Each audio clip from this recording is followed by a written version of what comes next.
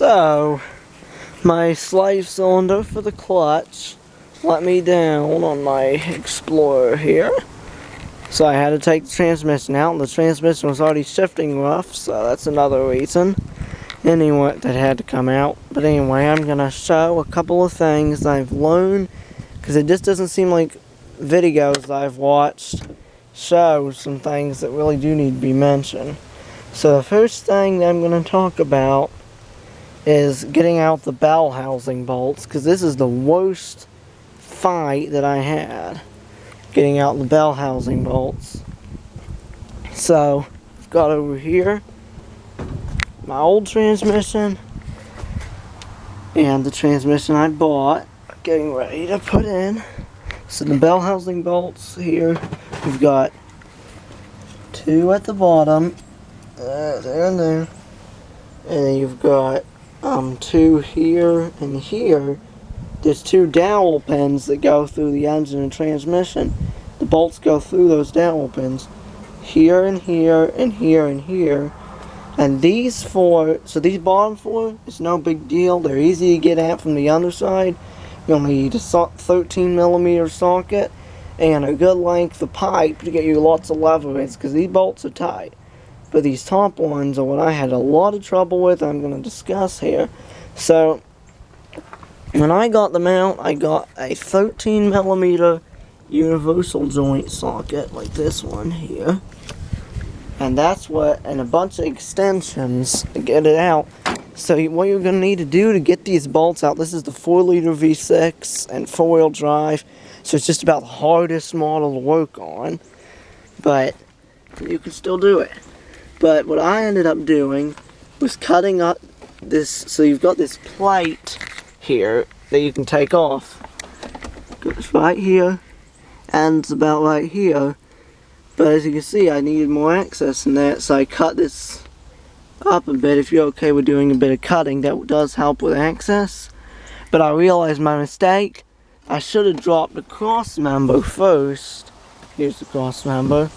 If I had supported the transmission with a jack, then taken out the cross member and then lowered it down as far as it would have gone, I could have gotten enough clearance. I could have gotten in there with my extensions and socket here without having to cut this access hole to make more room. So either way, the access hole does make it easier that I cut, and I can just bend it back down when I'm done. But that is good that I finally figured that out, and I should have kept that in mind, and I should have occurred to me in the first place.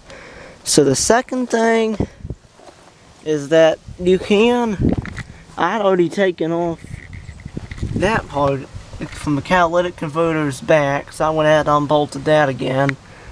But you can remove the transmission without taking off the Y pipe here, which I really didn't want to, because my bolts up there are really rusty. I've got two up there, but they're very hard to access. And you can, so I eventually, the transmission wants to tilt this way, which is really, because the starter, you've got that bulge, and you do have to take the starter off, but you've got that bulge from the starter on, because the starter bolts the transmission, and that is what hits this part of the Y pipe here. So you got to keep it from tilting that way like it wants to.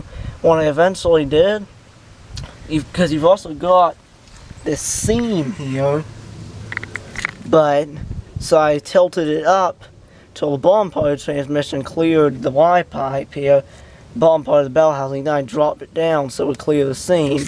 As you can see, I did some cutting on the seam after I got the transmission out. I took that heat shield completely off. I don't really need it, I don't think, because I haven't got any catalytic converters, so it won't be getting that hot. And then I pounded that metal seam down. I've seen other people do that, and I think it'll really help when putting the transmission back in. We've got to wait and see how much it helps. Lord willing, it really will. I am curious to see. And then another thing is the hydraulic line for the slave cylinder. Got it wedged in here. I gotta get it out so I can explain this out. You got your hydraulic line coming from the master cylinder to the slave cylinder. And what I was going to talk about is, you've got that little plastic collar people talk about, and you got to push it. Let's see. I think you push it toward, yeah, you push it towards the transmission, I believe, to break it loose. And what I found is, people said push it with a screwdriver. I think it's towards the transmission. But I found taking a pair of needle nose pliers, getting their slots up on either side of that collar, and then pushing it, that works a lot better than trying to pry it with a screwdriver. And that really breaks it loose quite effectively. So, that is good to know. And that worked well for me. And I've had to pull 2 of these transmissions, pull my replacement and the old one. So, yeah. And that's basically all there is. I did have to pull the transfer case separately. When I'm putting the transmission back in, I'll make some more video to help explain it, but that's a couple tricks I found, because I did not want to pull that Y pipe. So, another thing to be aware of is that I've done some research on it, and this slop in the input shaft wiggling, it seems to be normal. I was skeptical. I first pulled my old transmission, like, this is sloppy. And I bought this one, which, as you can see, it's very clean, and I think it only has 140,000 miles. But still, it's got slop in it. Of course, you can see I have the access plate off right now, so that makes it even worse. But the bearing's pushed all the way in, so this is like it is even when the plate's on there. So with all that slop, you can see that's normal, the best I could tell. And another thing that I found interesting, that's off of 97, that's my 91. This shift tower, I would call it a shift tower. I don't know what it actually is, but it's taller on this than this, and the only difference is this is longer on this to go further down into there. I don't know why it's taller. I thought that was interesting. And another thing, you don't have to do any elaborate thing to get the to get the pilot bearing out of the flywheel. No stuffing grease in there and knocking it out or anything, because it's not in the crankshaft on these 4.0s anyway. I think on some of the other ones, I think it might be the 3.0 and the 4 cylinders, I can't remember, have it in the crankshaft. But on the 4.0, it's in the flywheel. So you just flip it over and knock the pilot bearing out of the back. As you can see, this is a new flywheel, because my old one is cracked. Like, I mean, it's got some little heat cracking on it. It's worn out. So, but anyway, yeah, you can just pound that out of there. You do not have, with a right side socket, you do not have to do anything elaborate. And the seal, and there's an oil seal, I believe it's supposed to face towards the engine, so face in, not out. That's something, at least in the Haynes manual here, seems to be incorrect. That's how it is on this one. I got to thinking, your input shaft sticks into there like this. The seal ought to be on the back end, because there's no grease going to be coming out from this side, is there? So, it's another interesting thing. Anyway,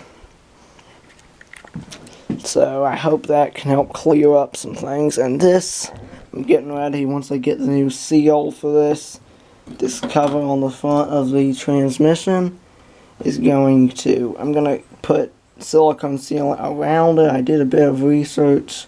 I don't think it needs supposed to go there. I think it's just put a thin bead around it. Lord willing, it doesn't leak. And here's the transfer case. And something that I really don't like about these is they have a gasket between transfer case and transmission that you have to scrape, because of course it sticks and tears. Anyway, I'll make some more videos we put it in so I can explain some more of this stuff.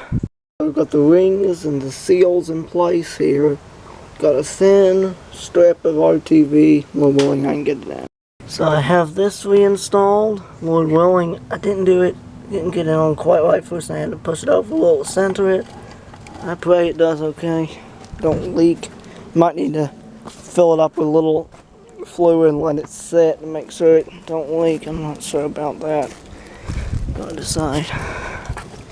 I might not bother. But anyway, got the new flywheel and clutch and pressure plate up there. And on the slave cylinder hose, got a new seal that came with the slave cylinder. I need to put that on. Alright, so now we have the transmission in place. Like that. It's quite a job to wrestle it in there, but I did it without taking out the Y pipe, and definitely that cutting I did made it easier. So I can see here, I wouldn't even need this, although it did make it easier. I wouldn't have even needed to cut that if I had dropped the cross member, because it sits quite low with the cross member out. So anyway, using my U-joint and a bunch of extensions, I went ahead and got the 4 top bolts tightened. When I pulled the transmission together to get it into there, I ended up needing to put in the 2 bolts that go through the dowel pins, get them tightened up, and that helped pull it in position. So I have the 4 top half bolts tightened up. So now I'll hook up my clutch line, and if the clutch feels okay, I'll go ahead and put in the cross member and then tighten up the bottom half bolts the rest of the way, because I've got, the bottom 2 are not really tight yet. Okay, so we have the clutch wedge down here after bleeding it multiple times, and now it's turning, so that's good news. Pedal's pretty firm. Mine used to be really stiff. I think it's better now. Still a little on the firm side, but it's working and it's a lot better than it was before, so that's exciting. Go ahead and try to get the cross member in place, and then I gotta go in. It's getting late. Putting in the transfer case, here's a little trick. The top 2 screws, bolts that is, to hold the transfer case to the transmission, that's installed through this opening here inside the cab. That's with the universal joint socket. Another thing to note, these rubber plugs are very prone to leaking, and some people have talked about removing them, covering them with RTV silicone sealant, putting them back in. I'm not messing with that. As you can see, mine are actually leak free on this transmission. Pretty much. There's a little leakage there, but it's not actually from them, best I can tell. But that's a good thing to know. And I found it's easier just to put some paper towel to plug this hole and put the transmission in without that sticking out. Makes more space to wrestle it in.